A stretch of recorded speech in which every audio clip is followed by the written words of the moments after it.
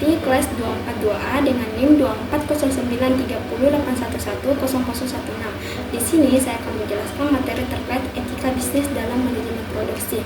Nah, apa yang dimaksud manajemen produksi? Nah, manajemen produksi adalah proses perencanaan, pengorganisasian, pengarahan, dan pengendalian kegiatan produksi dalam suatu organisasi untuk menciptakan barang atau jasa secara efisien dengan tujuan menghasilkan produk yang sesuai dengan kebutuhan konsumen, meningkatkan efisiensi proses produksi, menjaga kualitas produk, menekan biaya produksi serendah mungkin, dan memaksimalkan penggunaan sumber daya misalnya manusia, mesin, dan bahan. Kedua, pelaksanaan manajemen produksi. Pelaksanaan manajemen produksi ini melibatkan beberapa langkah utama, yaitu perencanaan produksi. Perencanaan produksi ini itu apa yang akan diproduksi, kapan, dan berapa banyak. Kemudian pengorganisasian sumber daya manusia dan mesin, ada pengarahan tenaga kerja dalam proses produksi, pengendalian untuk memastikan produksi berjalan sesuai rencana dan standar kualitas.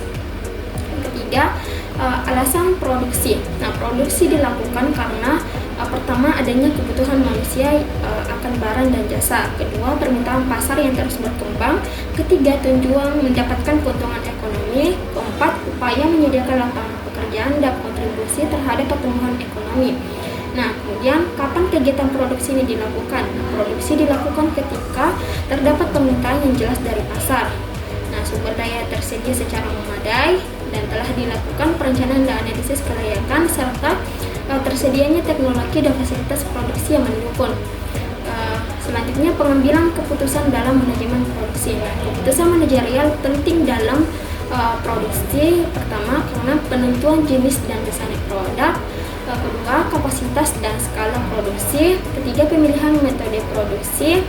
Keempat, lokasi dan tata letak fasilitas produksi. Kelima, pengelolaan bahan baku dan kontrol kualitas. Selanjutnya yaitu etika bisnis dalam kegiatan produksi. Dalam kegiatan produksi, perusahaan wajib menjaga etika bisnis dengan menghindari kerusakan lingkungan, memberikan perlakuan adil terhadap tenaga kerja, tidak memproduksi barang berbahaya, memberikan informasi yang jujur kepada konsumen, dan mematuhi standar keamanan dan kualitas produk. Selanjutnya yaitu pandangan etika kontrak.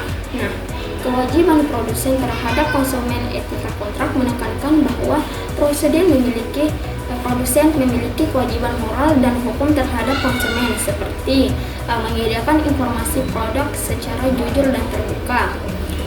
Selanjutnya, menjamin keamanan produk, tidak menyesatkan konsumen melalui iklan atau label, bertanggung jawab atas kerugian yang timbul akibat penggunaan produk.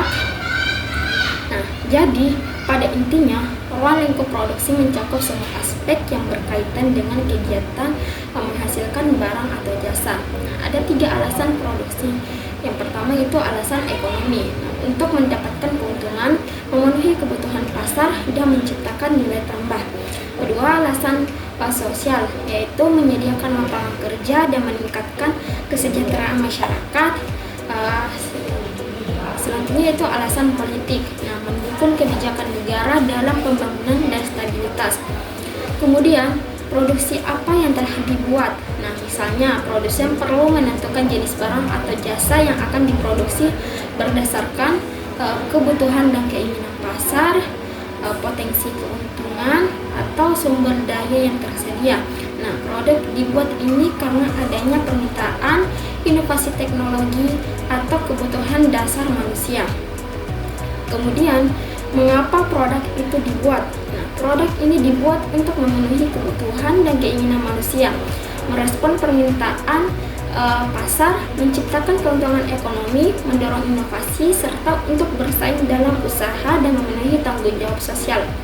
Selanjutnya, di mana produk itu dibuat, yaitu berbicara tentang lokasi produksi yang sangat penting karena berpengaruh pada biaya logistiknya, ketersediaan bahan bakunya, kedekatan dengan pasarnya, dan infrastruktur pendukungnya.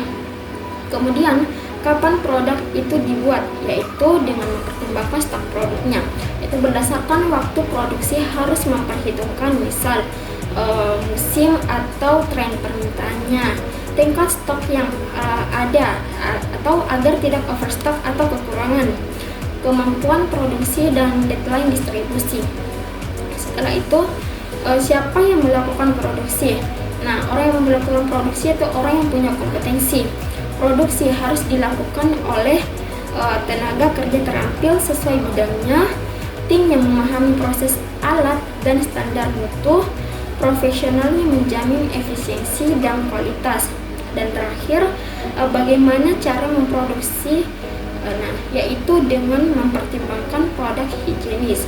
Nah, cara produksi ini harus efisien dan ramah lingkungan, memenuhi standar kebersihan dan keamanan, terutama produk makanan atau minuman, menggunakan teknologi dan proses yang tepat agar hasilnya berkualitas.